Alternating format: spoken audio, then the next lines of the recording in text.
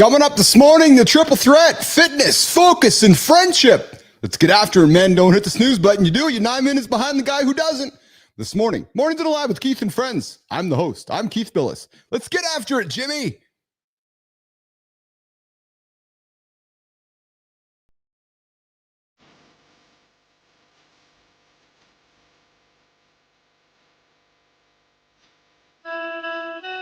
Welcome to Mornings in the Lab where When something negative comes up. Building muscle improvement, blood flow. Nobody is respecting Sean. If the lady's saying that, you're just Be entertained by fun over here. How have I slept? Has my sleep been good? Is that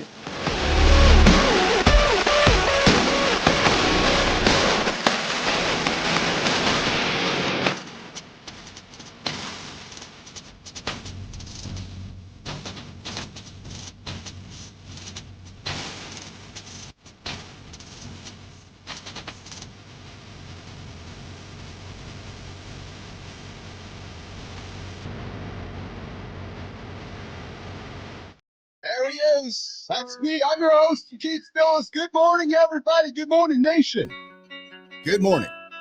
This is Mornings in the Lab with Keith and Friends. I'm your host, Keith Willis. Joining me this morning, we got C. Marty Fit, the boy wonder himself. Happy birthday, Marty. AKA Christopher Martin's here this morning in the lab. We got John Anderson, the guy who likes to pick things up and put them down. Strong guy, the bodybuilder, the wrestler, one of the world's strongest men, joining me here this morning on the lab. He joins me every morning. Johnny Anderson's here. Of course, we got producer Jimmy on the buttons, making sure we look good, sound good, make sure we get all the topics on the table for the show. Speaking of topics, hey guys, we like to drop F-bombs, S-bombs, B-bombs, different kind of bombs in the lab. So if you got children, I invite you to put the headphones in, walk the children out, or just sit down and give them an education lesson on the real words that humans use, adults use when they communicate. They're not always crafted in fake words, whatever that is. Big show today, guys. We're talking fitness, focus, and friendships this morning, men. We know that's the triple threat to keep us going and keep us moving here in the lab here. This is the morning show, 8 o'clock Eastern time. We drop here on X, YouTube, and LinkedIn. Good morning, Jevin. Good morning, Hey Gay. Good to see you here. We put a filter on you. Awesome. I like that. Good morning, Morgan. I see you there in the comments as well. Good morning, everybody. Jimmy, let's bring in the boys. Oh, Johnny looks jacked this morning sitting there. I have a triple beard. I do. Johnny, you look jacked in it, man. Did you get a lift in or something this morning or what? No, I think it's because when I wear a black shirt, you're losing my outline in the background. Oh yes, you're right. You're right. You don't actually. You just really all you see is the skin. Yeah, you look like you look like you have no neck when you're sitting on the black on black. But the camera panned and I was like, holy fuck, the boy looks big today. The boy looks jacked. Yeah. So thank you, brother. Yeah. Hey, listen, it's speaking of the boy, it's our young boy's birthday today. It's our boy Marty's birthday today. We're going to have to maybe give him a little gears, give him whatever. But how are you today, brother? I'm excited to get on with the show here this morning. I'm good. I'm dealing with him. I'm looking at it right now. I'm dealing with a dog who is, where they sit down and they put their legs up like skis and they drag themselves, their asses on the fucking ground. God damn it. I missed the day this morning. I couldn't clean my ass, so I tried it myself. You never tried the Johnny yourself? Just put your... No. but two things. Number one, it means that she's uncomfortable, right? And number two, she's dragging that fucking dirty thing all over my floors everywhere. Right now she's sitting just outside the studio door of the gym, dragging it on my rubber mats. I'm like, God damn it, I don't want that. Get that thing up.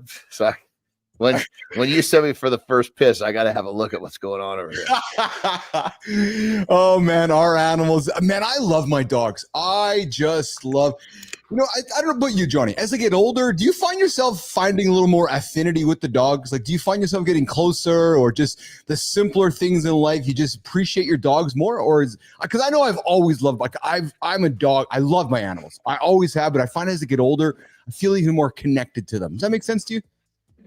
Yeah, totally. I agree with that 100%. And the fact that I've got so I have two right now. I have the big boy. He's mine. Yeah. They're both pits. Yes. The big boy, he's like 90-pound pit, maybe a little less because he's getting older. Oh, yeah. But when we picked him, he was the first out of the litter, right? And he did some pretty fucking amazing things in terms of just showing us he was smart. like things that his litter mates couldn't do. Oh yeah. And as he gets older, it's fucking nuts, dude. I mean, it's like intellect. Oh fuck. It's like, yeah. I mean, some of the things, like most dogs know words. He knows an amazing amount of words. But what I'm getting at is that when he wants something, yeah, he'll sit in front of you. Even my daughters, they go away and they come back and they're like, yeah. It's like, I feel like he's looking into my soul because he makes eye contact with you and he's communicating. It's fucking nuts, dude. It's awesome. I know with obviously I got my English and I got my Palm. You know, they're very much the opposite of each other. But man, I use these words, especially with my Palm. I use words eyes, and I've taught her right since day one, Johnny, where I say eyes, and I use the word eyes, and I point at my eyes like this. I go eyes, and I get her like this, and she looks at me, Johnny. She understands. She understands. And just by my facial expression, right? Whether I have a smile on my face, the tone of my voice, she understands it. It's awesome, man. It's just incredible how much they understand. How big is the Pomeranian? Oh, 7 pounds. Like just like this? Yeah. Yes. Yeah.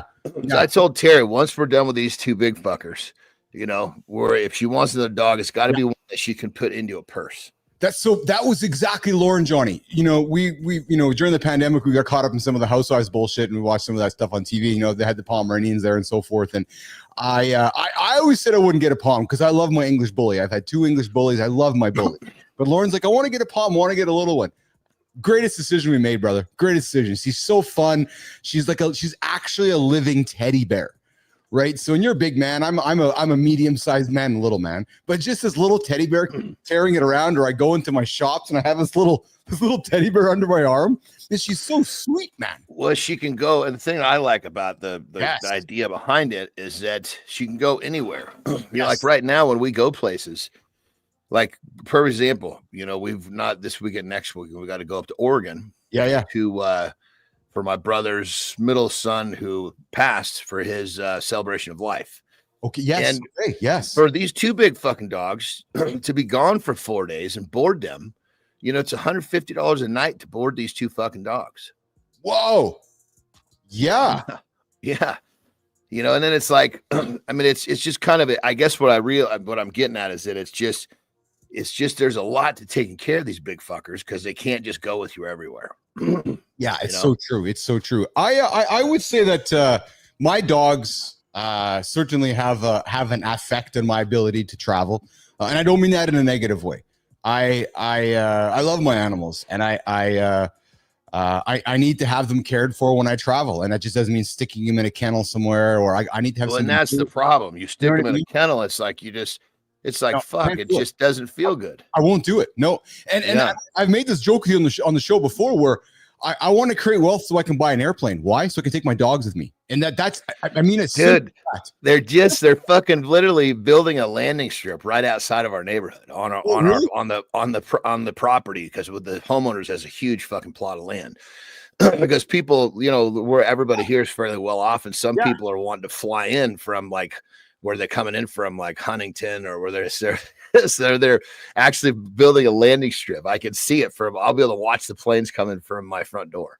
Well, that's my motivation, because I don't want to stick my dogs in a cargo haul. I don't want to stick them in a well, I want to take them on the plane with me. I want them to sit with me. I want them to go, because then I'm not. If my dogs are with me, then I'm not stressed. I feel, you know what I mean? So that's just kind of how I'm wired that way. Yeah, I mean, and I'm the same. I like to have them with me, but in the event that I need to have them, right, where it's easier not to have them, or maybe better for them not to have them. Yes. Because in this trip I'm talking about, we're going to be gone. They like being in a hotel room, but I'm not good with that if we're not going to be frequenting that hotel room. Of course. So anyway, you know, funny enough on the plane, bro. Listen, bro, this is good shit, because because when we get a plane, we're buying back our time. That's exactly it. So Cuban said, right? When Mark Cuban sold the company, he's like, he bought an airplane to buy himself time. But a helicopter, that's something I've been looking into, because it's number one, you need, like, I could land that fucker in my front fucking yard. Yes, you know could. What I mean? Yeah. And they're cheaper. That's right, baby. That's right, baby. And they're actually cheaper in terms of like a first, because I've never had an aviation vehicle before. Yes. You know, that they say that the helicopter is actually a good first step. Yeah, go get yourself a helicopter. Good morning, Marty. Good morning, Marty. Good morning, Marty. Mr. Birthday Boy, how are you, brother? I'm amazing, man. How you doing? I love that answer. I knew you'd be amazing because you're nothing short of amazing every single day. So today you're just extra amazing. The 32-year-old Christopher Martin. Johnny, I got to say, he's looking even more handsome this morning. Man, you're aging just like a fine piece of wine there, Marty. You know, they say black don't crack, man. I so agree with you. So agree. And I'm sure Marty feels the same way. But you know what's really weird, Marty, is that as you get older, you're not going to, right now, I'm sure you're just like I was. You just see yourself as a fucking handsome dude. Yeah. You know, period, right? That's how I felt when I was your age. But as I get older, I don't resonate with the handsome part so much. Not that I'm not handsome. It's just kind of weird how our values of ourselves change, you know? So enjoy that part you're in right now, brother. Because at some point it might start to slip away. Not that you'll slip, it might slip. I see what you're trying to say. Yeah. Basically, enjoy your youth is what you're saying. That's it. Yeah. Hell yeah. That's exactly it. Good morning, Adam Holroyd. Good to see you there in the comments. Good morning, Ubeg. Good morning, Hege, Nialia, all you guys there. You're with myself, John Anderson, and C. Marty Pitt. This morning on Mornings in the Lab with Keith and friends. Speaking of aging, boys, I really wasn't expecting to throw this on the table, but since you guys brought it up, I got to throw it out. So he's cutting himself some slack right now. You hear that shit? Doctors reveal simple way, Marty. Simple way. Jimmy, here's the hook. Doctors reveal simple way to reverse penis shrinkage that affects men as they age.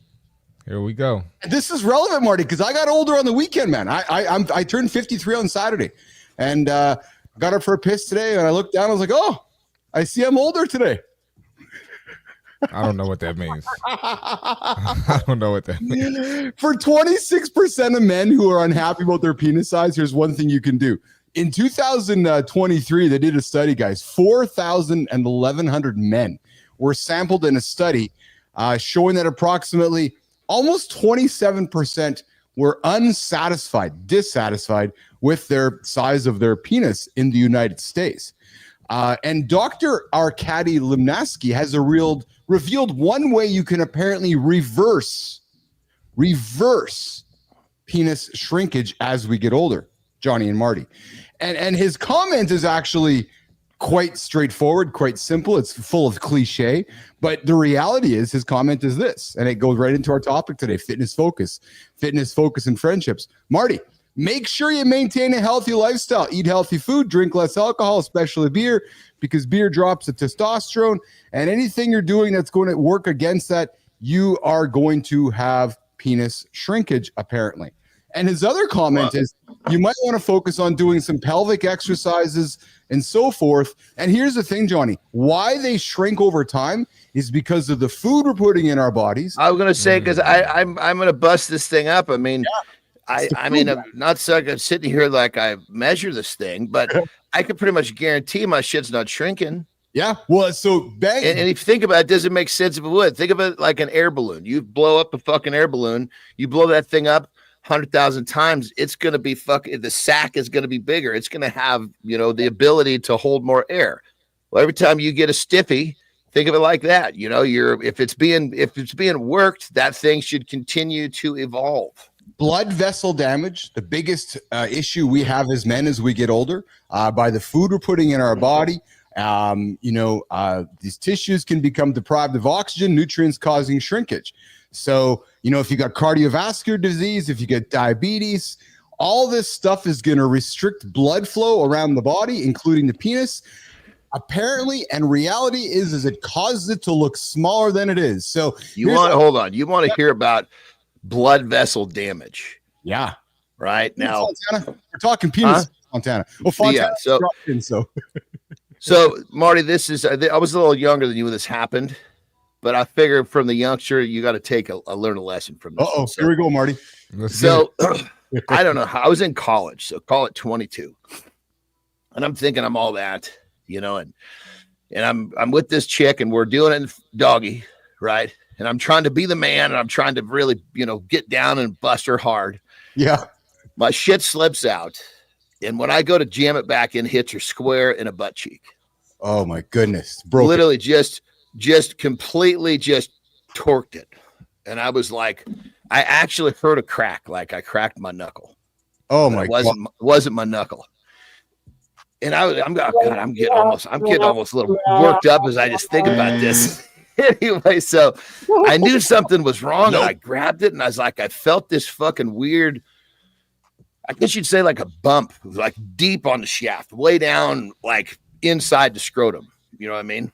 Oh, So I was so kind of off my rocker. I like tried to put it back in her. Right? I was like, I was still trying to be.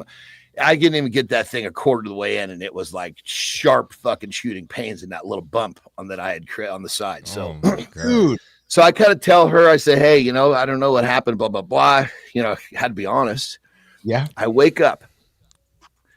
My fucking scrotum, my nutsack was like the size of a fucking cantaloupe. Oh my God. Yeah. We're talking like this. And I woke up and I was like, of course you're waking up and you're in that voice, your head's going fucking nuts. That little thing on my shaft was a broken blood vessel. And it fucking bled into my fucking scrotum. Into my nutsack. So that's why it was swole up like that. So of course I went to the fucking doctor. And of course I draw on campus, I draw a lady fucking doctor. I'm like, this is fucking great. So I drop my fucking pants and she looks at it and she kind of knew what happened. You know, she said, well, let me guess this, you know, this, you told the nurse this happened during sex. It must have happened. And you probably bent it somehow. And I said, that's exactly what happened. She said, well, you know, and I told her I felt that little bump. She said, okay, that's the broken blood vessel. It bled into your scrotum. The next morning, it's the same fucking size, but now it's fucking turning color. By the third morning, it was black. Jesus. Oh my God. It was fucking crazy, dude. And so I knew you were black, Johnny. Dude, at the biggest point, the crazy part was, it was like it was taking up so much fucking space. You know, my fucking shaft looked like it was about that fucking long because so much of it was eaten up inside the fucking. That makes sense. That's how big this thing was, and I couldn't fucking walk. I was laid up in my fucking dorm room for about 4 days. Jesus. She said what would happen was once the bleeding stops, you wanted me to do nothing. You know, no sex, no lifting weights. I'm like, Jesus, you're taking away my fucking core of my life here. I know you're driving you crazy. So, but I had to lay in bed and do nothing, and the body literally just kind of got rid of it. But fucking talk about blood vessel damage. Now we understand what blood vessel damage is all about. Oh my God. You know what I appreciate about this conversation, Johnny? It's a good story, Johnny. That's actually a good story. It is. So the lesson is, if you go to jam it in and it fucking bends and you hear a pop, fucking don't continue. Go straight to the ER. Don't continue if you hear the pop. What I appreciate about this conversation is that I gotta think, Johnny and Marty, that this happens. I don't know about frequently, but it happens to men around the world, but nobody talks about it. Like nobody has conversations. Well, you know, well, I mean, it's like saying this obviously out loud is one thing. It was just hopefully it helps somebody. Yeah. But it's almost got me fucking worked up inside just thinking about it because it was a scary fucking thing. Well, sure it would be. And you know, it's like recanting. You know, if somebody broke into your house as you know, and you're 5 years old, you remember a robber breaking your house, you relive that. You know, it fucking. I just got fucking startled telling that story.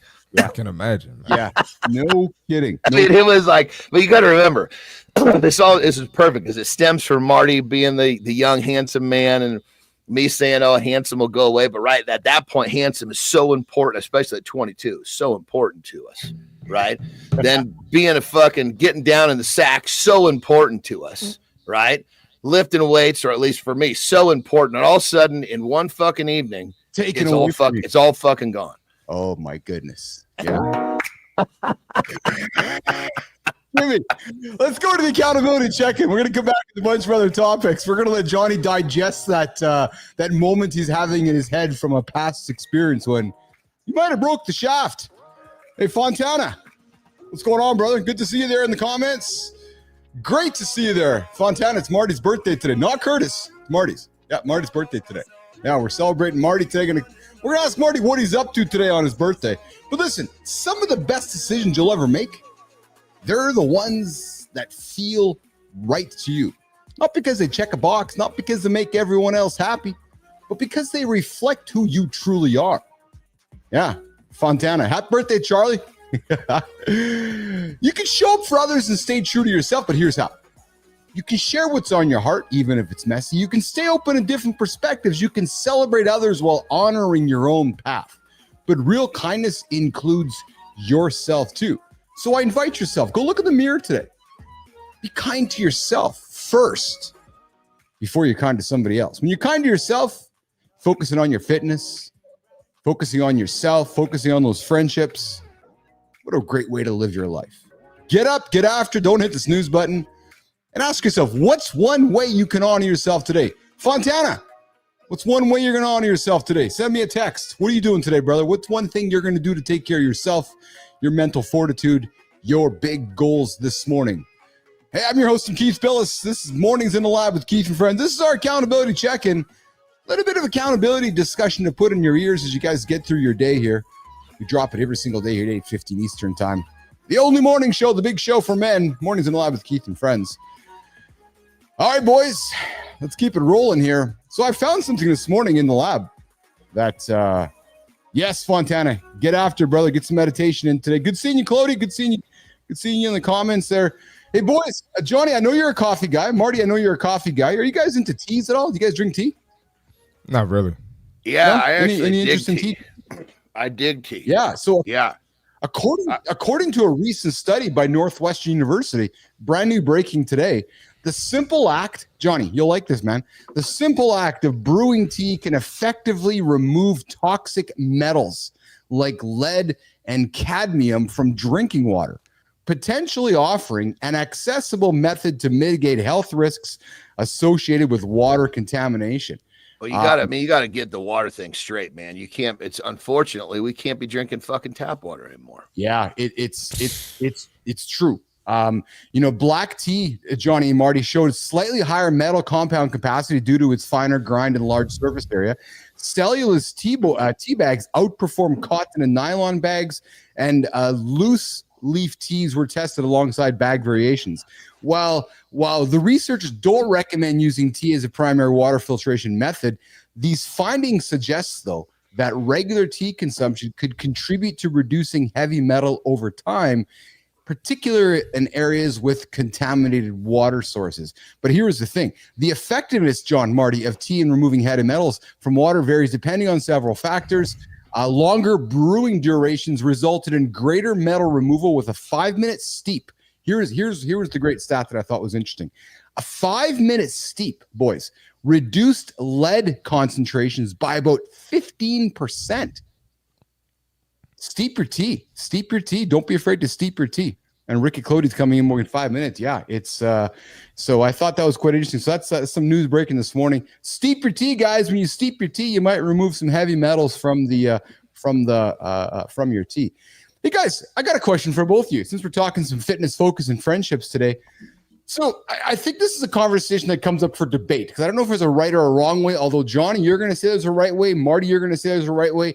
And I'm going to try to find a way to articulate this on the show here visually from both of you guys. But how to hook grip a barbell? Piece of cake. Yeah. I've been hook gripping for fucking 25 years. I know you have. Yeah. So talk about that. Talk about how to properly grip a barbell. Because I don't know if everybody knows how to properly grip a barbell. Because here's the thing. Check this out. So a lot of injuries probably come from incorrectly gripping. Am I correct? I don't know. Here's what happens is well, real quick, just so everybody knows how advanced a hook grip is. Yeah. I always taught all of my athletes that I was training for the higher level for D1 what hook grip was, because when his grip got tired, he could hook grip and keep going. Right? Usually the grip would be one of the first things to give out.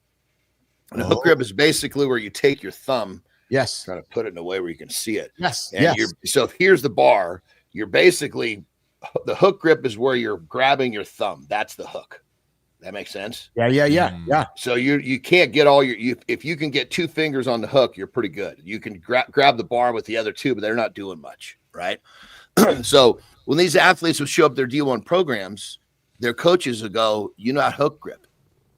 Like they were the only ones that knew how to hook grip. That's how advanced it used to be. Really? Now it's become a little bit more excuse me, now it's become a little bit more popular so people know how to do it, but the good old consistency gets in the way. Because here's the thing, a hook grip is going to put a lot of pressure on this right here. Yes. Right. Yes, and so when you do it consistently enough, like when I was hook gripping a lot, my thumb was fucking way down here. It had gotten longer. That makes sense, because it basically pulls all of these tendons and all this shit fucking lengthens out. And then when you stop doing it, it goes back. So when people say they hurt themselves with a hook grip, largely it's because they're barely able to fucking get around the bar, and they're getting most of the pressure on their thumb, on their fingernail. And so it's like an injury. No. Does it hurt? Yes. So do you got to fucking work past that point where it fucking hurts? Yes. Most people never get there. So what's the benefit of the hook grip, Johnny? So let's play with me for a second. I'm determined to get good at the hook grip. Why? Well, the reason you would use a hook grip would be if you were, really goes back to Olympic lifting. Olympic lifting. Wondering. Okay. Yes. Okay. Because in Olympic lifting, you're basically taking, like some of the super heavyweights back when they were crossing the 500-pound barrier. They come off the ground with that. They're exploding off the ground, and they need every little bit of inertia. So if the grip loosens a little bit, it's basically slowing that speed, that power up. So when you hook grip, there's no slippage. You're not losing anything. That makes sense. On a deadlift, you can do a baseball grip. You can do, under over, which means it won't slip. But Olympic lifting, that doesn't work. So ultimately, a hook grip is to basically make your grip stronger at whatever capacity, whether it's for like a heavy single, or even if you're doing, say, sets of 10, like people that use a double over grip for deadlifts. Yes. If they're not using straps, their grip's going to wear out. Well, boom, hook grip. Now you're good to go. So I had AJ Marty teaching me Olympic lifting back when I was doing some big lifts at Focus with AJ. Johnny, I sucked at it, man. My coordination, honestly, I did a clean one time, and the fucking bars slipped out of my hand, fucking crushed on my thigh and marked me all up. And I know, just part and parcel, but fucking sucks at that shit. When I'm teaching somebody to do a power clean, I will have them do, it's called a clean pull. For 30 fucking days. You can't do anything. You want to learn this? Okay. You're going to clean pull different fucking rep ranges for 30 days. If you're good at that clean pull, I'll let you go to the next step. Oh yeah. Because it's the foundation. If you fuck up the foundation, you don't have a prayer of doing the rest. Yeah. I struggle with it. And you know what I struggle with, boys? Here's a funny thing. Lauren laughs at me all the time. I don't know about you guys. I am so uncoordinated when I have to mirror somebody. So let me give you an example, Marty. So Marty, if you were teaching me something on the camera, like if you were doing you're teaching me on the camera, you're saying, Keith, do this, like do this exercise or do this yoga move or something. I am unable to follow you. I'm so uncoordinated. I'm a fucking loser when it comes to big time. I don't know. I can see that. I cannot coordinate myself in front of the camera, in front of a mirror with somebody. Well, but keep in mind, brother, there's just because you're not good at that means you're good at another way. You just have to understand what that way is and invest yourself there. That's fair. Hey, Marty, so today's your big birthday, brother. Before we get to the fit tip, what are you doing today, pal? What are you doing with what's going on in your world today? I know you're going to work today, but what's going on in your world today? It's a regular day, man. It's another loop, baby. It's funny how it works as we get older, right? Especially men. Yeah. Right. But I got some stuff going on this weekend, but as far as today, nothing special. Yeah. And I did. We went out with mom over this past weekend, and then got some stuff with my friends this upcoming weekend. So fun. That's awesome. Yeah. That's awesome. That's really cool. All right, so let's do the fit tip, and then when we come back, I got something for you guys. Here's a question for everybody to hang on to. Warren Buffett says this one simple everyday habit sets successful people apart from the other person that doesn't. We're going to leave that as a hook. Marty's going to do the fit tip. We're going to come back and answer. I bet you that is so fucking simple. It will blow people's minds. Yeah. We're going to leave it. Marty, I got to roll after, so I would do want to hear that before I roll, if possible. Yeah, let's do the fit tip. All right, bet. All right, simple one. Let's do it. All right, get after Marty. Let's get it, baby. All right, we got the fitness tip for today. Now, when you're working out, you can get bored. I understand you can get bored. You shouldn't get bored, because because we're not there for fun necessarily. But if you do get bored, one thing you can do, you can always change your grip, kind of what we just talked about, or you could change your foot placement just to add a little razzle dazzle to the workout. I'll explain. If I'm doing bent over rows, you can do overhand grip, switch it to underhand grip, put some emphasis on the biceps and the forearms. If I'm doing squats, you can elevate your heels. You can do a wide stance like a sumo squat, or you could do close stance and put some emphasis on your quads. So you're going to hit different parts of the muscle. If I'm doing bench press, you can go wide grip, you can go neutral grip, you can go close grip to put some emphasis on those triceps, but there's always something new you could do in the gym, right? You're never going to run out of ways to challenge your body. And when you challenge your body in new ways, guess what? Probably going to get better results, newer results. And who doesn't want that? So don't complain that you're getting bored in the gym. Let's try some new stuff. Let's mix it up, add some razzle dazzle, and let's keep this work. Let's keep getting this work in. And that's the fitness tip for today. Oven Marty brings the attitude, the razzle dazzle attitude, the voice inflection changes. It's like Marty's on the table, man. And Marty, we got Jim Fontana coming in asking you a question. Let me see what he said. Jim. Is she part of the V-Day plan? You mentioned Keisha yesterday. Is she part of it? That's a good question. That is a good question. I like that Jimmy Fontana is paying attention to our show, though, Jimmy. I appreciate you. We're just going to keep changing names for Joe to Jim. Marty, I know you got to rock and roll, and as Johnny's getting back into the saddle here, I teased this before the break, which was Warren Buffett says one simple everyday habit sets successful people apart. And Marty, I think we've gotten to know Johnny long enough that I suspect he knows the answer to this, but I'm going to put it on the table. Marty, what do you... Hold on. Look at Joe's comment. I'm sorry, Keith. Keep the dick away from the Keisha. Focus on Keisha instead. Oh, Fontana. I think Fontana's due for... This guy's crazy. Oh, man. You just know he's from New York, just the way that he talks. Definitely a New Yorker, man. Exactly correct, yeah. So this one simple everyday habit, Marty, what do you think that... Yes, Fontana, true story. What do you think is this one simple habit, Marty? And it's not as complex as you think. What do you think it is, brother? Do the same shit every day. Yeah, that's pretty good. That's pretty good. It's going to be something like that. It is. Johnny, what do you think it is? Because, Johnny, you know the answer, brother. You do it all the time. They're God damn. I mean, I can think of 10.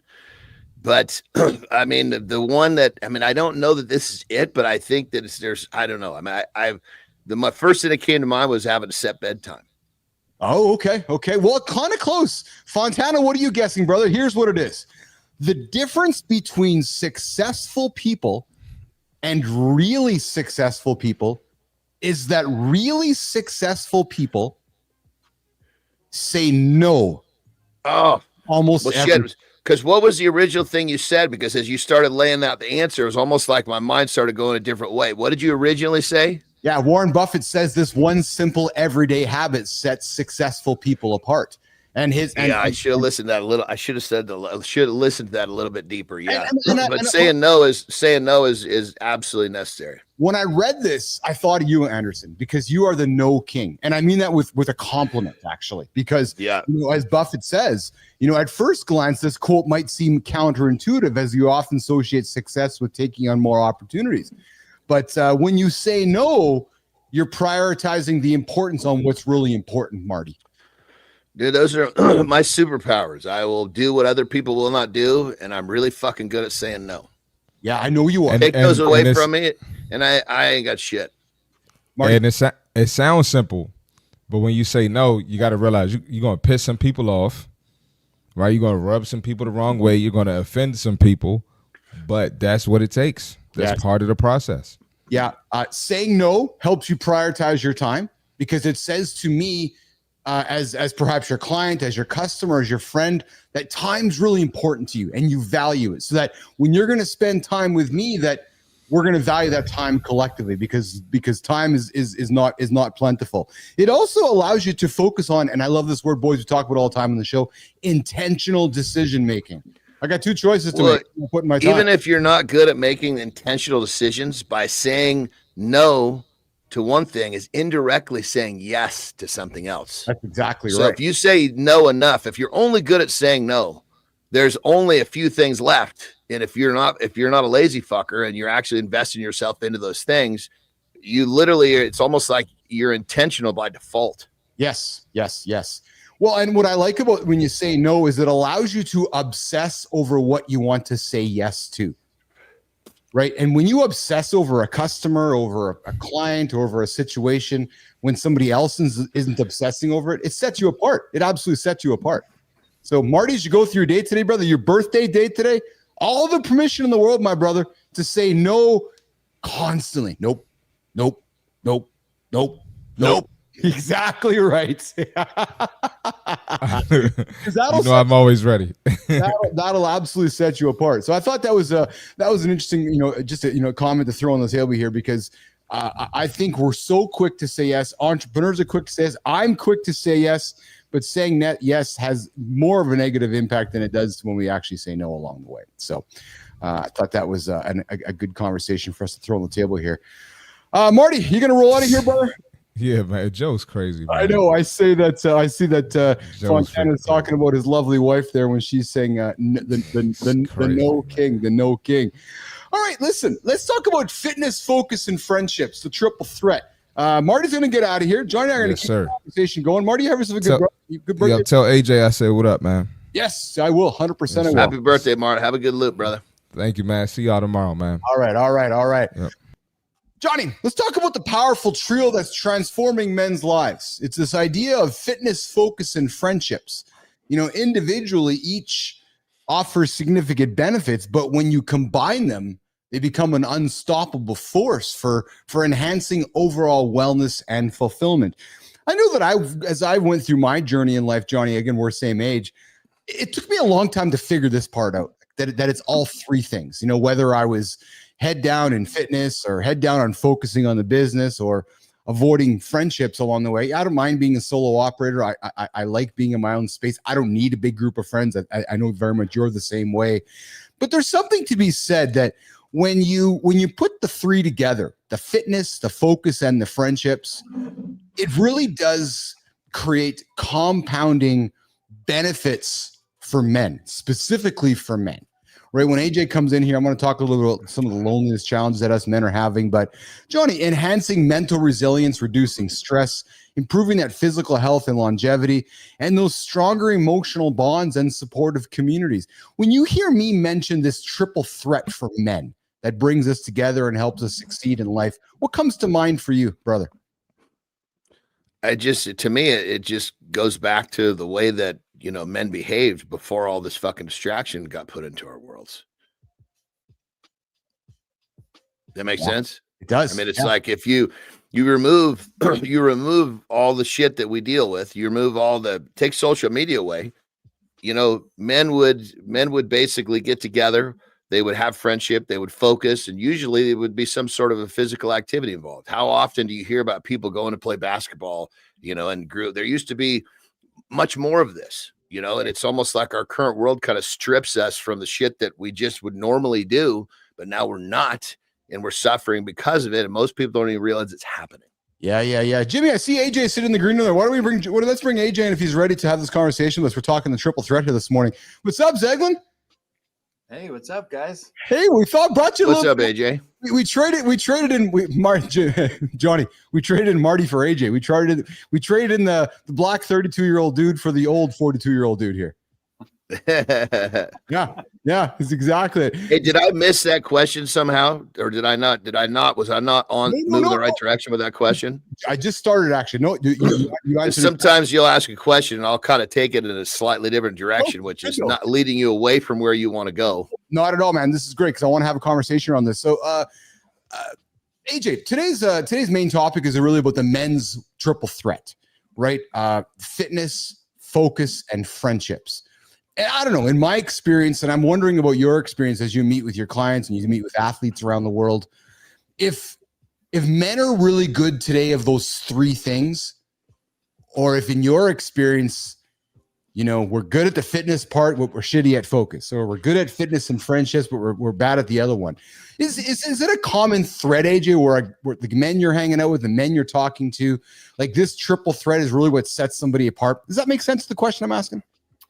Yeah, no, I think each one of those things individually are great, but obviously collectively, when you put them together, are really beneficial. I would say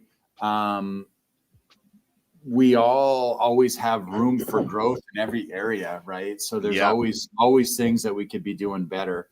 But if we have that awareness that those things are important and we try to prioritize them and always do our best and trying to trying to work and develop in those areas, and obviously we're in the right place, right? The biggest one that I would notice is probably in the friendship part, right? That I see men as they age, some of their meaningful close friendships kind of drop off, and they reduces in numbers or in the amount that they talk to each other or spend quality time with one another. That there's usually a reduction in that, and I see the focus in the fitness, because that's something you can do on your own too, right? Like you're improve your focus and improve your fitness. You're not trying to coordinate schedules and get people together, and so oftentimes it's the friendship one that I would see people struggle with the most, right? To stay on top of. Yeah. Johnny? Yeah. And I keep going back to the fact, like when I look at my, the people that I call good friends, like the people that I tell that I love, right? There was a focus, right? There was some sort of a, working out or athletic or goal involved that created the bond of that friendship.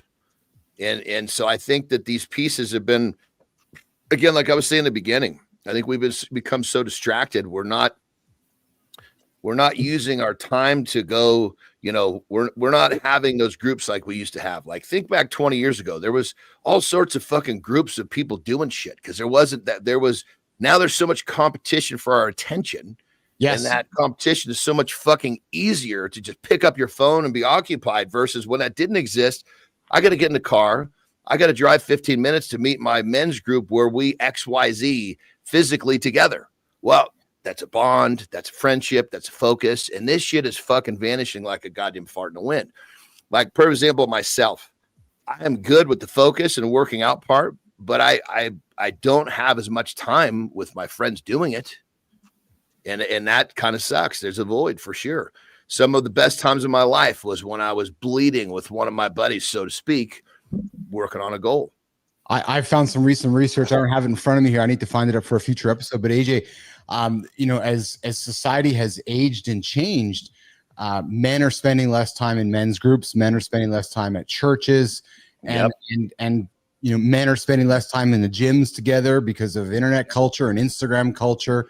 It's the thing, AJ, where men are somewhat feeling lost, it seems like, in 2024 as we go forward. Yeah, for sure. And when you think about it, a lot of us, I got to spend a lot of time with men growing up because I played sports, right? Yes. And then all of a sudden, that's done at some point, whether that's when you finish high school, when you finish university, when you finish your pro career, when you finish whatever. And all of a sudden there's this large gap now to fill, right? Because you used to have so much great quality time with this great group of men. And obviously you had some common interests and because you're playing the same sport together or whatever, but it definitely leaves a void, right? And it's tough to fill. I can tell you, we just had this last summer or this last fall, at the Bison homecoming game where I played university football, University of Manitoba. We had a reunion for our 2001 team. So which in my mind, it feels like that's 3 years ago, but so we're walking onto the field, seeing each other again. Some of these guys seeing them for the first time in like 20 something years. man, it was amazing to just be able to walk on and see someone you haven't seen in 20 years that you used to share the field with and the locker room with and the weight room with, and just give each other a hug and like instantly that bond is there forever. It's there forever. You're 5 seconds. It's like you never left that field. You know what I mean? Yeah. And you're standing out there together, shooting the shit, talking, and just being like, oh man, how much great value did this add to my life when it was in my life? Sometimes you don't even appreciate it at the time, right? What's the solution, boys? What's the solution to this for men? Is it we hear about these problems. Men are spending less time together. Men are spending less time going to church, spending less time on sports teams. What is the simple solution, AJ? Is there a simple solution, or is it just us continuing to put these topics on the table to encourage other men and create shows, create conversations like this to bring men together? Is it as simple as that, AJ? So I think there's a couple parts. Yeah, part of it is the awareness. Like, it's great that we're talking about it, right? There's not a dude that would listen to this conversation right now that wouldn't relate to it. Everyone would be like, "Oh my God, yes." You're so right. They would look. They would kind of reflect back and be like, "Yeah, man, I haven't seen this guy in forever. Talked to this guy in forever. I wish I saw them more." And so part of it is that awareness. And then, like most things in life, it comes down to a certain amount of effort. Yes. Right? You've got to, but there has to be, no different than the success of a team. If you look at your group of friends, there's a shared responsibility, right? So everyone involved kind of has to admit that they care, right? Like, I got to be willing to admit that I care to my buddies and be like, hey man, it's important that I see you. Like, I love you guys. You guys are important to me. It's important that we get together. Yes. Like, and I have to admit that I care, right? And I have to kind of put that out there, that it's a priority, that I want to make sure that in our busy lives, with our responsibilities, with our families and our work and all those other things going on, that we still try to make time to get together. So, I mean, and sometimes you combine the two, right? Tomorrow morning, I got a group of buddies that it's been too long since we've seen each other. We're getting together tomorrow morning at 10 for a deep cheek day together. Oh, there you go. There we go, baby. Yeah, just get together for a squat day. That's beautiful. So now you kind of put two together, right? It's like, okay, well, we know we all work out at some point in our day. So can we coordinate our workouts even just for one day here, so we could do it at the same time? So there's that fitness piece that you were talking about earlier at the beginning. Yes. And then here's also us with that like awesome quality time with each other. You know what I mean? So it's like, hey, let's be productive with our time and put those two things together, because the workout's going to happen anyway. So let's try to periodically get together with one another and train together, right? Oh, I love this. Hey, you're talking with Keith, AJ, and John Anderson this morning, the producer Jimmy on the buttons here. We're talking fitness, focus, and friendships. AJ, let's do this. We're going to get Johnny up for the lifestyle tip. Then we come back. I found something I thought we could have some fun talking about this morning. And AJ, I was thinking about you when I put this on the table. And much of it comes from even what happened on Friday in the theater of the world. And I'm titling this Conversational Debt. Yes. The hidden cost of words left unsaid. Okay. Right. And how the power. So, and I learned something as I went through my divorce with my lawyer, and I'll never forget this. And I live it to this day. If you're going to be a part of a conversation and you're going to say something that doesn't move the conversation forward, what's the point of even saying it? Right. But some might say, well, then those words being left unsaid might create some conversational debt. Those words need to be said. Right. Let's come back to that. Johnny, let's get a lifestyle tip. And let's come back to conversations and how, because this even leans back to men, because you might go to your meeting tomorrow, AJ, with the boys, and something might come up in the conversation where some guy's not thinking about saying something, and then it just accumulates over time, and then it blows up in the future. So I love this idea of conversational debt. We saw it down at the White House on Friday. Right? Things were said, things weren't unsaid, but this idea of conversational debt and the hidden cost of words left unsaid. Jimmy, let's do lifestyle tip. We'll come back with this conversation. We'll keep it rolling here. Johnny, you're up, buddy. If you're having trouble getting to the gym regularly, this message may be for you. Here's the thing. If you think about reasons not to go to the gym, you're going to find reasons not to go to the gym. Versus if you think about reasons you should go to the gym, you're going to find reasons to go to the gym. So the message is simple. Don't allow yourself, or if you do find yourself thinking about the reasons that you shouldn't go, catch yourself, flip the script, and start thinking about the reasons you should go. Because ultimately, we are going to get what we think about. So you got to ask yourself a simple question. Are you not getting to the gym because your life has just taken a quick turn and something happened at work and you couldn't go? Or are you not going to the gym because you're thinking about the reasons why you shouldn't? And ultimately your brain finds it and you make the decision not to go. This tip might just be the one that helps you get to the gym consistently, because remember, you're going to get what you think about. Rock and roll. All right, there it is. Get after it today. Get those priorities in check. We are talking with AJ Zeglin on this Mind Fuel segment. Myself, John Anderson. We're going to get into conversation on conversational debt. Conversational debt, AJ, accumulates when we avoid or poorly handle difficult discussions. Like financial debt, the cost of unaddressed conversations compounds over time. Alignment debt occurs when we settle for surface agreements, and belonging debt builds when we prioritize harmony over honesty in our relationships. AJ, when you hear conversational debt as an expert with dealing with men and humans and athletes and females with mental performance and so forth, what do you think of when you hear about conversational debt and how it can come back and backfire and bite us in the ass? Yeah, it's an interesting term, right? I kind of like the term. I've never heard of it, never heard it described that way before. But, basically it would be coming back to, I always tell people that stress has to go somewhere. Yes. Right? Yeah. Stress has to go somewhere. So if we're in the gym and we work out and our technique is really, really poor, right? It might overly stress an area of the body and we're more susceptible to injury then, right? But if we take an extremely heavy weight, but we have great form, right? And we're able to activate the muscles properly and execute with great form, then that stress gets evenly distributed throughout all the joints and the muscles and the tissue that's working to move that weight. And we can move that really heavy weight safely, so we could support a heavy load, right? Mm-hmm. So outside of the gym in life, we carry stress. Stress is just a part of life, right?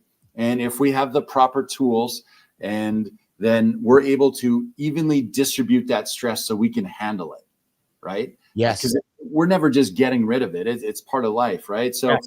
I would kind of attribute this idea of conversational debt to how we manage our stress, right? Like if we're not having the courage to communicate honestly with someone, and we are just, not saying things that we want to say, or we're not being honest, we're not being vulnerable, we're not getting that out, that's going to stay inside us. Right now, we're carrying that stress. That stress is going to build to the point that it's overwhelming. And then using the gym analogy, maybe we're more susceptible to injury, right? Yes. But if we have the courage to communicate honestly and say what we're thinking and what we're feeling, and doing it in a productive manner, right? Now that stress, again, we've used a tool where that stress is manageable, right? It's evenly distributed now throughout the body, so you can carry the heavy load. Johnny, like financial debt, conversational debt compounds over time, extracting an ever-increasing toll on trust, collaboration, and performance. Like AJ said, imagine, Johnny, the longer you wait to address something, the more devastating the conversation and the consequences can be, right? You're either avoiding something or you're doing it with poor handling. And I know you've been very vulnerable in our discussion over time together, where some of the challenges you've had in your personal life with Terry. But I mean, it's so simple. Break it down to the bare minimum. I love to peel all the layers back on onion. There's going to be difficulty. There's going to be, put whatever adjective you want. It's not easy. It's hard, right? You're going to basically have to choose what type of hard you want, because you're going to deal with what's hard right in front of you and get through it, or you're going to deal with the regret of not doing it and the damage that not doing it is going to cause over time. So in my situation, and I kind of apply this to everything, I'll be much happier moving forward, doing the best I can, whether it's a conversation, whatever it is, and doing the best I can with what those consequences are versus living with the regret and letting those because those consequences are going to get worse. Yes. Well, it's just it's a simple thing. What do you want? It's like which discomfort do you want to choose from? Yes. Well, so, and it's that's why when I found this piece here, it's in Psychology Today. I found it quite interesting, AJ, because it's like financial debt. We avoid, and it's like, holy shit, this thing's piling up against me, right? But check out these warning signs of conversational debt that happen to all of us in all relationships. And you're going to love these, AJ, because I'm thinking when guys come into your clinic, you're like, oh yeah, right? So think about this, right? With your wife or your kids or anybody, quick agreement without meaningful discussion. Right. Like you think about being in business or somewhere, we just agree with no meaningful discussion, yet maybe something inside of me, AJ, is bugging me and I'm not saying it. And then over time it accumulates, right? And then I explode, right? What about when you see someone else do it and you got to try to draw it out of them? Yes. And I saw this often when I worked in the past in corporate business. This is a real one. Real conversations happening after official discussions. Right. Right. Yeah. You're in a meeting with the group, right? So the three of us are in a meeting and then everybody leaves and then we have our next meeting together. Right. Fuck, man. That doesn't work, right? Or the same issues that resurface month after month. And I think that's a common thing in probably marriage and partner relationships, AJ, right? Where it's that dance keeps happening. Keith and Lauren, AJ, Melissa, Johnny and Terry, it's just until we address the core issue, we're just creating that debt, aren't we, AJ? Constantly. Yeah. Yeah, absolutely. Yeah. You're just kicking the can further down the road, right? And that's a terrible that erodes your self-esteem when you do that. Yes. Yeah, for sure. Yeah, I mean, we've always talked about on this show the opportunity to build evidence for ourselves that we are the person that we want to be, right? And that we are capable of doing things. So every time we don't take that opportunity, right, and we don't have the courage to communicate openly and honestly, we're also missing an opportunity to build evidence for ourselves that we're capable of doing that, right? Because internally, we're going to know if we're expressing what we really want to express. And when we don't do that, and when we just, like you said, maybe answer really quickly just to agree and move on and not rock the boat or whatever, that we're not trying to do or whatever we're trying to avoid, then internally we know too, right? We're like, okay, maybe I'm not the person who is, stands up for my values or lives by my values because I have these opportunities and I don't take them. I don't follow through on them. I don't. Right. So I'm now missing this evidence and it can really affect like our confidence, our self-esteem. And what I found interesting about this was, how do you break the cycle around it? Right. And addressing conversational debt begins with recognition. It's pausing and recognizing it. And again, I'll reflect upon my own experience. AJ, you were through this when I went through my divorce. It was learning that we need to take time to have conversations. So maybe today I'm not ready to have the conversation with you, AJ, but I know we have to have it. Right. Maybe I just didn't sleep well last night. Maybe I got something on my mind. Right. And that's something I really learned from my lawyer. And I learned even through selling my business and going through my divorce that there was a time process, that sometimes a conversation has to take time to happen. Where as you and I are having a conversation, maybe I'm not ready to be honest or blunt today, but maybe Wednesday after I've had a few days to reflect upon it, I'm more able to have that blunt conversation with you. But to me, the key was being aware of it and not putting it aside. And that's what a good lawyer did for me during my divorce process. Okay, Keith, we haven't dealt with this yet. Right. We talked about it on Monday. We're not answering it today. I want you to think about it. Let's revisit again on Wednesday. Are you ready to think about it today? And the next thing you know, 2 weeks have gone by. Like, okay, I'm ready to make a decision now. But there's a high level of awareness that you have to break the cycle and then give you, if I'm a leader and I'm leading you, AJ, and a team, I got to give you the confidence that you can speak freely around me so that we can eliminate that conversational debt. That's the thing I enjoyed about Johnny. We talked about Jeff Bezos. He's like, if we're going to a meeting that's scheduled for an hour, Why is it scheduled for an hour? Because that means we're solving it in an hour. No. We should not have an end date on the meeting. The meeting should end when the problem is solved. So that meeting is going to take weeks. Well, there's 2 minutes. It could be 2 minutes, 2 hours, 2 weeks. Exactly. I find that fascinating because it goes back to accumulating debt and not solving the problem. Zeglin.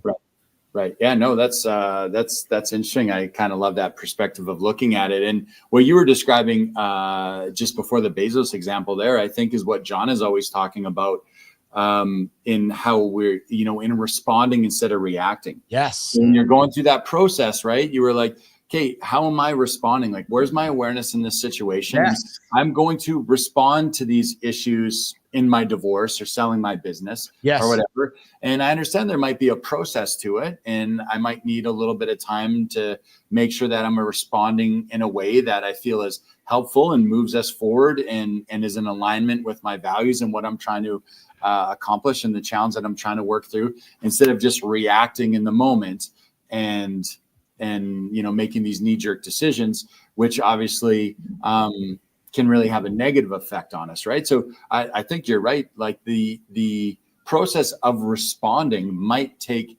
time, right? And that's okay. It's okay for us to need time to reflect or think about stuff or see things from different perspectives. And I work with a lot in couples too, in counseling. And one of the things that we talk about is that if there's a tough conversation, and if one person decides that they really, like, at that exact moment, they just can't do it, like they just can't be in that conversation, or they can't whatever, it's okay to step away from the conversation, just as long as they're the person that comes back to it, right? So if we're talking, Keith, and I'm just like overwhelmed, or I just can't whatever, and I'm just like, I got to remove myself from this conversation, then you're like, okay, it's okay, but I'm the one that has to come back to you then, whether I need 5 minutes or an hour or a day or a week, I got to come back to you. And I have to make sure that I do that out of respect for you. I come back and be like, okay, I've had some time to think about it. I think I'm, in a better place now to respond to your question, Keith, in a more positive way. I was just so angry the other day. I couldn't do this or that. And as long as I'm coming back to it, we still have, that's still a great, healthy communication, right? Now, if I tell you, hey, no, I can't have this conversation right now, and I just never come back to it, that's not productive. That's now not positive. That's negative, right? That's me kind of showing you like, oh, I obviously don't care about what Keith says. I can just slough off his important conversation because it made me uncomfortable, and I just never have to revisit it, right? That's not a mutually healthy communication style in a relationship, right? But if I need to step away, that's great. I need to be the one that initiates that coming back to it. What I found fascinating about this, boys, as I wrap this segment up, is because I've went through this experience myself, is that I just think we take much of this for granted. But yet, when we treat communication as a skill worth developing, rather than just this natural ability that just happens, like, well, I'm just communicating, it just happens, we can break free from the debt spiral, meaning that there's intentional communication, intentional awareness happening, and I'm focusing, not accumulating conversation debt with you, AJ, or conversational debt with you, Johnny, or with my wife, because I have awareness around intentional communication with you. Again, back to my divorce, back to my sales of my business, right? It was knowing that there was, like, it just didn't happen. When I think upon it, there was an actual process that we actually undertook during that period. Right. Just like when a couple comes into your office, AJ, like, you guys just don't talk in a circle. There's an intention. There's questions you're asking this couple. You're taking them through a path. And again, and that's why I thought that this was fascinating to me, because we take speaking for granted. Oh, we're just talking. Well, no. But there's a way to go about it so that we don't accumulate debt. So that when we're done talking, we're fulfilled and we've arrived at a decision, or we've arrived at an outcome. Well, I think as a person, if they do develop into a leader of any sort, yes, I think that this just kind of eliminates itself, because you're not going to be a successful leader if this is following you around.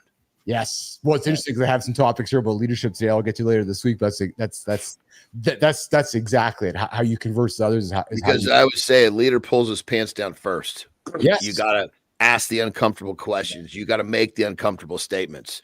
A leader doesn't let, it's like the whole idea of, leaving a trail of fucking breadcrumbs. You got to go pick those fuckers up. Yes. A leader doesn't fucking trail crumbs. He there's nothing behind him. That's what makes him a fucking leader. Conversational debt, the hidden cost of words left unsaid. Myself, AJ Zeglin, John Anderson. AJ, final words from you, brother? Yeah, I'll just to throw in too, just on the topic of conversation, and like you said, it being a skill and us having to put effort into it. The interesting thing to think about too is based on some of the new ways that we communicate, we lose some of that natural ability, right? As we've talked about numerous times before, 55% of how we communicate is through facial expressions and body language. Yes. 37% comes from our tone. 8% is the actual words that you're saying. So when everything happens through text and email and stuff, we've eliminated the tone, we've eliminated the body language and facial expressions. We've eliminated 92% of how we generally communicate with each other, right? And then when we get together and do it, sometimes we're not great at it. Maybe we're not great at how we present our tone in our body language. Maybe we're not great on how we read other people's tone and body language and facial expressions, because it's not something that we practice because we're not in front of each other as much as we used to be communicating, right? Like I always encourage people like, hey, if something's important, at the very least, pick up the phone and call, right? Instead of sending a text or an email. But even better, if it's an important conversation, like ask to meet up with that person, like talk face to face, like be like, so you can hear the tone, you can see the body language, you can sense the energy from each other. It's such an important tool in how we communicate with each other that just gets lost if we're just, texting. Yeah. Text can really screw shit up. AJ, before I let you go quickly, in your experience, AJ, I got to think most humans suck at communicating, AJ. Well, I mean, I'll say this. We both in general, we all have a ton of room for improvement. Yes. I'll try to put the positive spin on it. So we see the opportunity for us to get better and improve. But yeah, in general, we all have an abundance of opportunity to improve in how we communicate. And that's everyone. Like I obviously work in this field. I spend a ton of time with people on how they communicate. Yes. And I look at myself and I reflect back on myself, how I communicate, let's say with Melissa. Yes. And I'm like, dude, I have so much work to go into still how I communicate with my wife, I've almost been together for almost 20 years now. And I work in this, I'm educated in this, I have awareness with this, and I still have a ton of work to do in how I communicate with her, right? So like most things in life, anything good is never ending. So we have this, it's a never ending well that we can keep going back to and improving how we communicate with people. Right? Well, it's fascinating too, AJ. Lauren drops on the screen here, and this is another societal thing we got to learn, right? And how about when someone's holding their phone and scrolling, typing while you're trying to talk with them, right? It comes down to that. It's social etiquette, isn't it? Oh yeah, no, totally. I try to make a point of that. Like if I go over to a friend's house, or like my phone's in my pocket, or I leave it in my jacket pocket, because I'm just like, yeah, man, I'm here to talk with you. I'm here to hang out with you. I'm here to, and I always try to have it off to the side. And who I don't do a good job about that with is actually my own wife. And I feel like I'm terrible with that. And I know I'm terrible with it. And I catch myself doing it all the time. And I should know better. But, Melissa will be talking about something. And then I'll see the little light on my phone light up. Like I got an email or a text. And I just quickly check who it is. And I'm like, why am I checking? It's not that important, right in this immediate thing. Like my wife is talking to me about something. I should be giving her my full attention at this moment. Yep.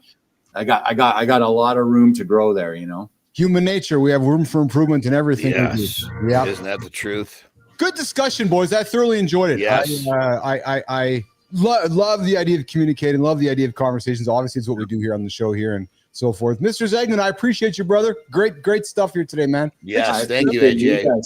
And John, I appreciate that shirt.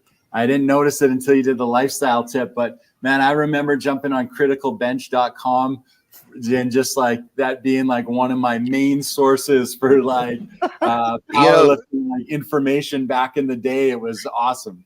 Dude, that's fucking crazy because I just pulled this shirt out of a drawer where, people send me stuff. I pulled that out of the drawer because I love the material. It's a nice thin material. I wasn't even paying attention to what was on there.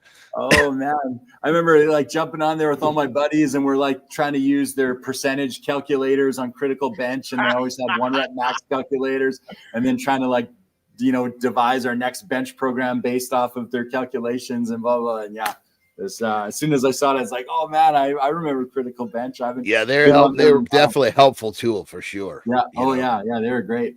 Hey, Age, before you joined the show here, we were talking about hook grips, and I was telling my experience about how much I sucked at doing Olympic lifting as you were trying to teach me. And I was not very coordinated with some of those efforts along the way, but you were very patient with me. And then Johnny told me about how he was teaching his young men how to do hook grips and Olympic lifting. Right. Do you still do Olympic lifting, AJ? Do you throw it around every now and then? So for myself, I don't do nearly as much as I used to. Yeah. I still do a little bit, some like hang cleans maybe every once in a while, but not a ton. With our athletes, it really depends on the population, right? So there's kind of this niche thing. A lot of our college athletes are going to be required to in their strength and conditioning programs at college. So teaching kids before they go to college, so they're at least have a foundation set there, so they don't walk into a collegiate gym for the first time and they've never done a clean or a snatch or anything like that, can be really helpful. Or if we know they're going to be tested in those things, it can be helpful to work into their programming. On the other side, we have some of our other athletes, maybe they've been pro guys for a long time already, and they're, they've had multiple shoulder surgeries and they've broken their wrist and they've done this and that. And we just kind of look at it and I'm like, hey, what's the benefit here? If we're just looking for explosive hip extension, there's other ways I could deliver explosive hip extension into their program and not have to put them into some of these things where they're struggling, right? And sometimes it's even the length of the athlete, right? We might have someone in the gym. If I get someone in the gym for 10 weeks and they've come in, I'm trying to make them as explosive as possible. I probably want to pick something that has a lesser learning curve, right? Than Olympic lifting. 10 weeks is not enough time to get someone up to speed where they can literally understand how to use their hips in those Olympic movements. Exactly. So if I could be like, hey, we're going to do, these jumps are plyometric. So I'm going to do this type of medicine ball throw, like these dynamic ballistic throws and stuff like that have a much less not as steep as a learning curve. And we can start drawing benefits from them earlier on, like right away in that short period of time. Then I think it's more beneficial to do that. So, like everything in training, it depends, Yes. Absolutely. Right. Absolutely. Yeah. All right, Mr. Seguin, I appreciate you, man. Quickly before you guys go, I just thought of this here. There's a great clip that's been trolling across the different social platforms. Bill Clinton sitting down with Piers Morgan years ago talking about the brutal, honest conversations that he had with Vladimir Putin. And I bring it up because he used the terms brutal honesty. And when I hear that, there's no conversational debt happening. Because I'm making it black and white clear with you behind closed doors. But when we get into the public, there's a different way of handling it. And that's fascinating to me because I think as humans, AJ, it's difficult for us to be brutally honest with each other. Right. And then as a result, we only get 95% of the way there and something accumulates along the way. So I thought that was fascinating too, because that came up on Friday when the whole White House thing blew up, right? And there was no conversational debt happening there in that office. They were just putting it all out there. Right. To me. For sure. And there's a skill, there's an art form too, how to be honest with each other, right? Because sometimes we can use honesty as an excuse for being a dick or being a bit of an asshole, right? Yeah, 100%. And someone could just be like, well, that's me, man. I just tell it how it is. I'm just super honest. It's like, well, yeah, but like you can deliver that information, like just because I'm being honest, I can still do it in a compassionate way, in a kind way. Manner. You know what I mean? Like I don't need to, if I'm doing it in a way that's trying to make me feel big and you feel small. Yes. Right. Nah, I don't know if that's productive now. Right. I'm always gonna like if one of you guys hears me say something to the effect of my apologies, but that means I'm winding up on you. I'm basically saying, look, I'm not trying to be a dick, but here it comes. Yeah. Yeah. Well, what it does for me, AJ, is it tells me a lot about your intellect. Right. By the kind of words you choose. And I'll just leave it with this. When I hear a comedian, like old school Andrew Dice Clay, loved the guy, but after a while, you're like, come on, man, you're smarter than just dropping the F-bomb every single thing. Because after a while, I'm tired of hearing the F-bomb. Like find words that you can creatively use to make me laugh. Jerry Seinfeld, whoever, right? But I'm just, that to me is intellectual excellence, because you're using words to create reaction out of me instead of dropping F-bombs. Right. And that's called lazy communication in my books. Right. Yeah. I'm judging your intellect. I'm like, oh, okay, I see where you're at. I know what I'm going to get out of this, and I know what you're going to give me, and I'll leave it there. So. Awesome. Yeah, no, I agree. 100%. Yeah. We can keep the show going, but AJ's got to go. I appreciate you. Have to go. Yeah. Thanks, man. Good conversation with us this morning. We'll get you out of here. Johnny's going to go for a pee break, get him out of here as well. And Keith and Jimmy are going to wrap up our creative spotlight. AJ, have a good one, brother. Yeah, I love it, guys. I love being here. Thanks for having me. I appreciate it. Thank you, AJ. All right. Okay, Johnny, listen, I know you got to rock and roll. You want to do a pee break or get out of here? Or are you going to get out of here right now? Because Jimmy and I will do a creator spotlight. We'll wrap it up here, pal. You know, it's 20. I should probably go because I've only got about 3 minutes. By the time I get back from a piss, we're almost done. Quickly, what's on your agenda today, pal? Well, let's see here. We've got a full day because we're basically traveling on Thursday. Oh yeah, because it's my oldest daughter's wedding. It's so basically we're traveling on Thursday morning, wedding on Friday, so it's kind of a short week. Oh, that's fun. Oh, your oldest daughter's getting married this week. Yeah, on Friday. Dude, I just feel like you guys rode dress shopping yesterday. It's time goes by, man. There's no question about it. It goes by quick. I know. Okay, well, listen, you drive safe. Enjoy your time with your lovely wife. Enjoy your time with your family. And I'll be here. I won't be you won't recognize me in a new spot till Friday morning. Awesome. Well, we'll see you. We'll be there on Friday morning. That's the day. So basically, we're traveling Thursday morning together. So it's not far away. Beautiful. Hey, I got a topic for tomorrow: the hidden truth about protein bars. I got a great piece of content from Arnold, the boss, Schwarzenegger. He breaks it down, man. We'll talk about it tomorrow. But I saw a good piece of content you put out in your feeds there a couple days ago about macros and protein bars and so forth. Let's talk about this tomorrow because when folks are looking for quick hits, they go to the protein bar. Fuck, man. Many of these protein bars, Johnny, as you know as well as I do, are chocolate bars disguised as a protein bar, and most of them are not good. Oh, buddy, 100%.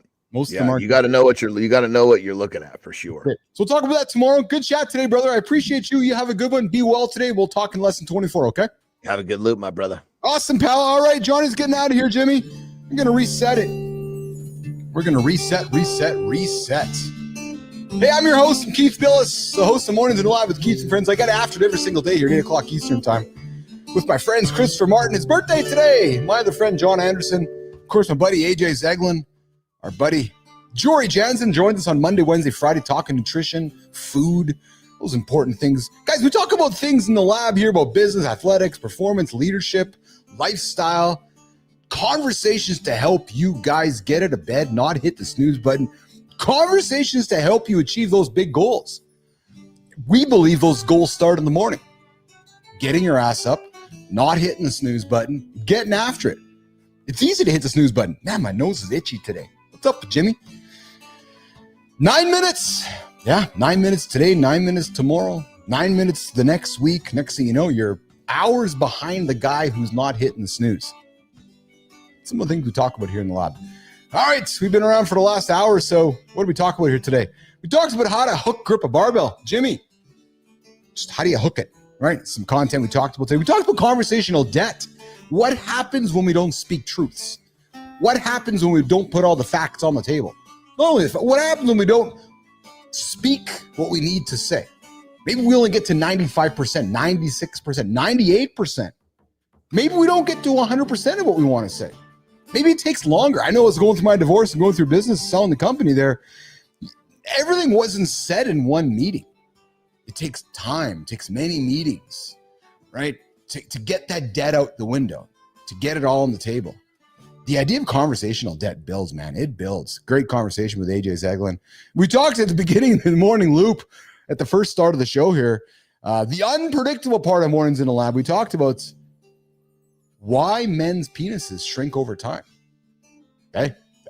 Listen, guys, this is the show where we talk about things nobody else is talking about. Why is it that women can have these conversations? Why can women pick up Cosmo and pick up all their women's magazines and talk about all the wonderful things that women talk about, but men get chastised for having these conversations? Johnny was sharing a personal experience about Jimmy, how his pecker broke. Yeah, back in the olden days there.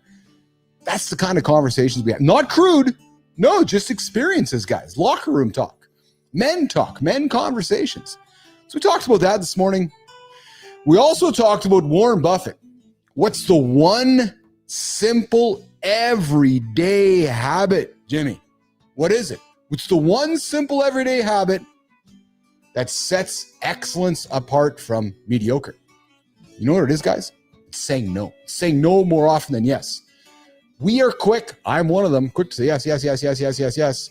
When we don't say no, we're sacrificing quality to everything else. So as Buffett said, if you're going through the day today, guys, say no to something. Just say no. Yeah. All right. What else we talk about? We talked about, we also had a conversation about brewing tea. Brewing tea removes heavy metals. Guys, I got to tell you something. I got to tell you guys something, hey, what's going on there? You're Fab Mateo. I see you. Good to have you on the show here this morning. Good morning. Good morning. Good to have you here this morning. Where have you been? Dude, you got to show up a little more often. We need to drive the hours of the show up. We need to drive the subscribers of the show up. So we got to have you. We got to have you joining us a little more often here, my friend. And then we also talked this morning about brewing tea, removing heavy metals. I got to tell you guys, what's fascinating to me when I started the show a year ago, how I was getting content is rapidly changing. Ooh, baby, is it rapidly changing. You know, my ability to just open up publications and read content, find great authors, find great stories to lean into seems to be rapidly eroding. So I'm finding myself finding conversations in Perplexity, ChatGPT, Grok. Hey, I did a conversation a couple days ago. I put Grok in front of ChatGPT and said, hey, go to have a conversation. And they did. They talked back and forth to the point where Grok thought that ChatGPT was, how shall I say this with a good choice of words, soft.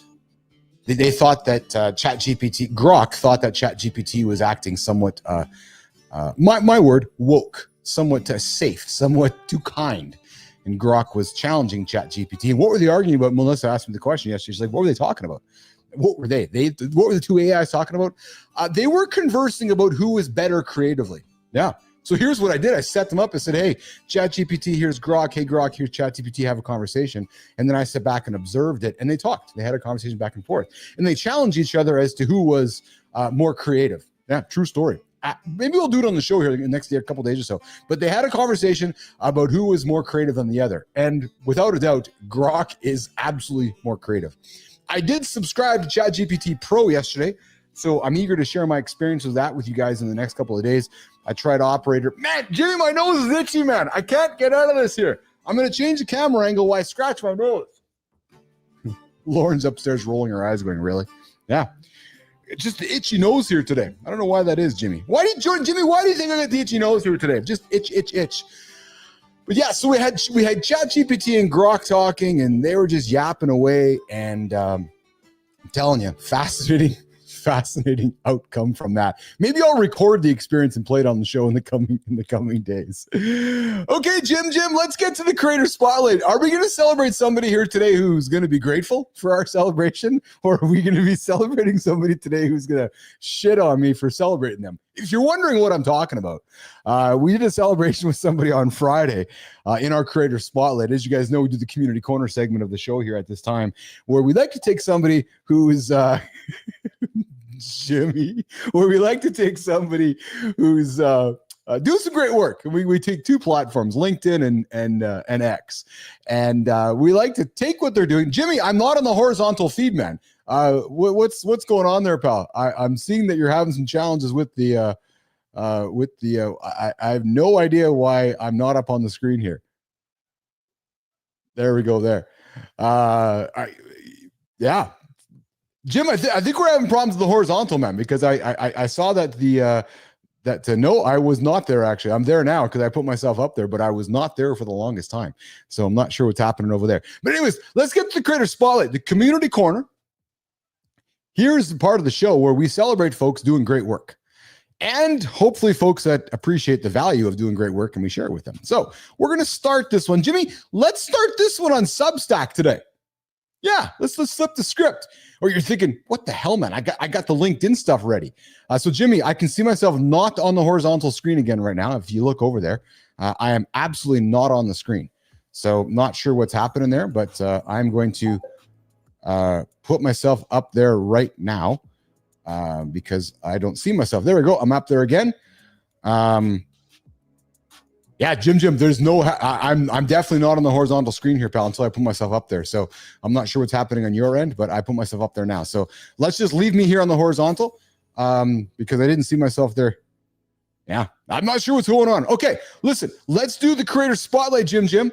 Let's get after it here. Let's do the Substack one first. I'm thinking, Jimmy, we're gonna change the script on you. You're thinking, what? Yeah, let's get after it, pal. Let's do this. So, time to talk about imposter syndrome. And I know it affects many of us. I'm going to suspect if we had AJ, he'd say it probably affects almost all of us as we go through our careers. It's somewhere in our journey we question whether we're not qualified to do something, whether we're not good enough to be anywhere, whether we're just not good enough, and we question our abilities. Like, you need more experience before you share your ideas. I've been there for the last year and a half. Like, you know what I mean? You question whether you're not an expert. So who the hell would listen to you? You say to yourself. Well, I'm going to tell you this right now. That is a lie. It's a lie. And today's creator spotlight is all about the guy that's proving that it is a lie, that the imposter syndrome you think you have is a lie. Because some creators bring an audience with them. Maybe they had a platform, a big title, lucky break, but most start from zero.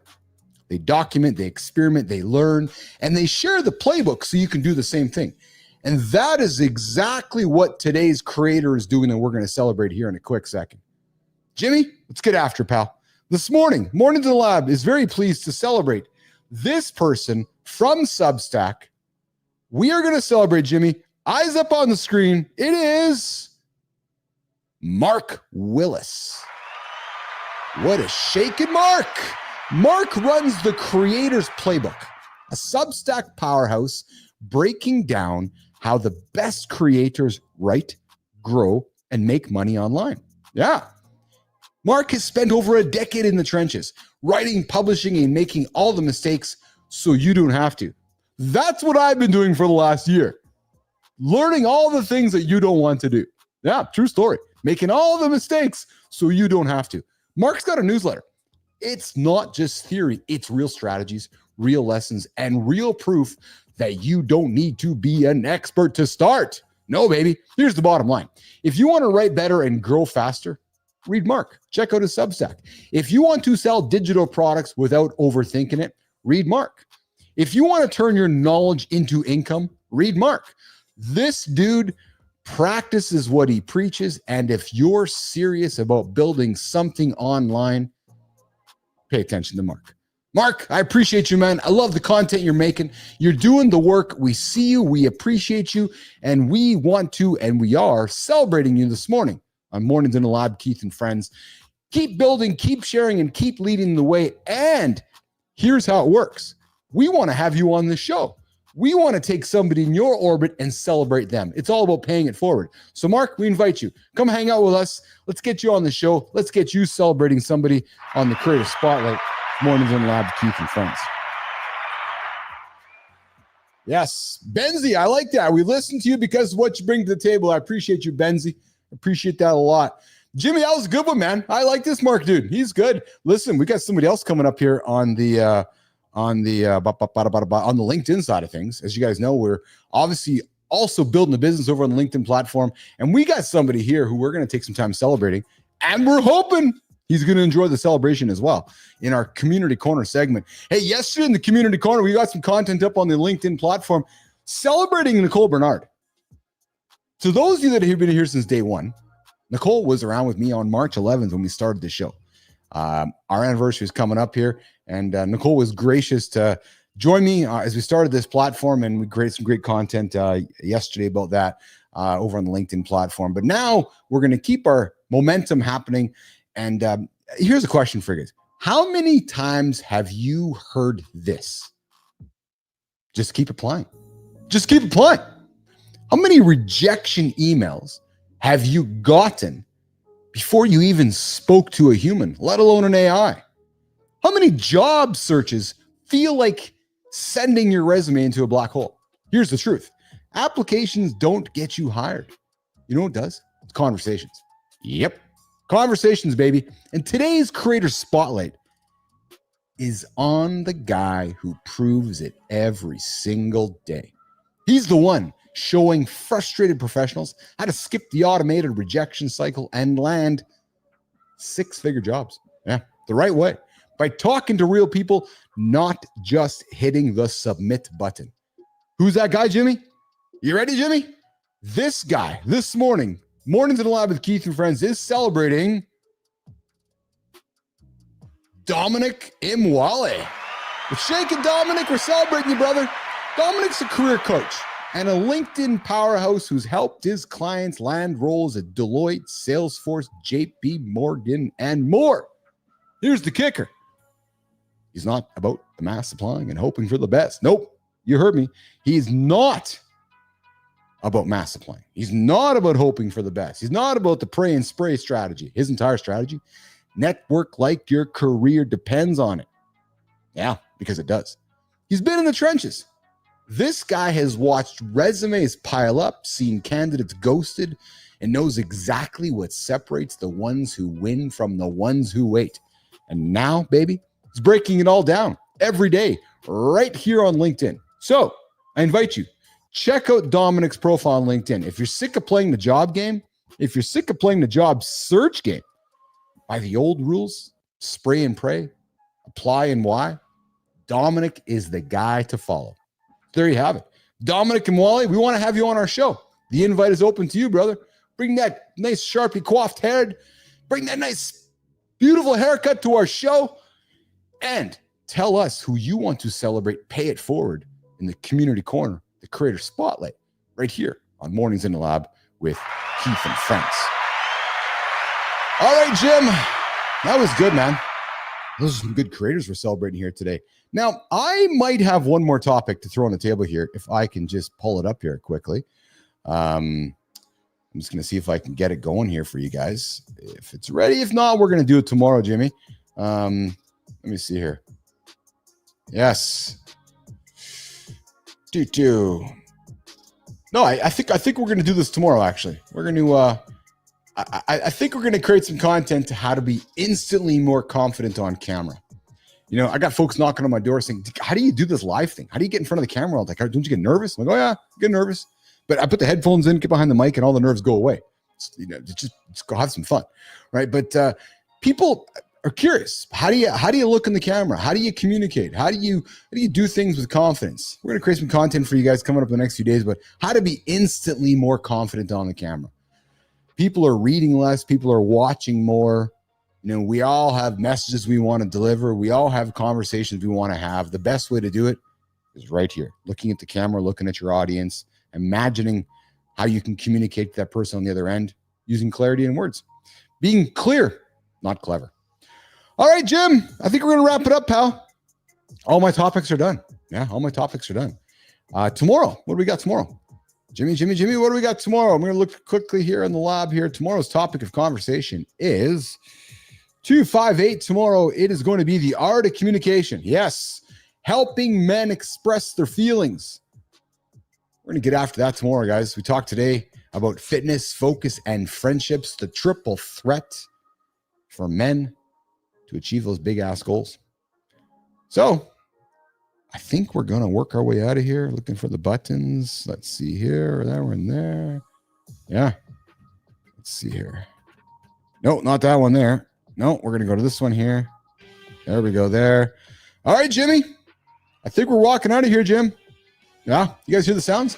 Oh, I hear the sounds. Hey, I'm your host, Keith Willis. On behalf of John Anderson, the big guy, the big Jack guy today. On behalf of Christopher Martin, C. Marty Fit, the birthday boy today, big 3-2.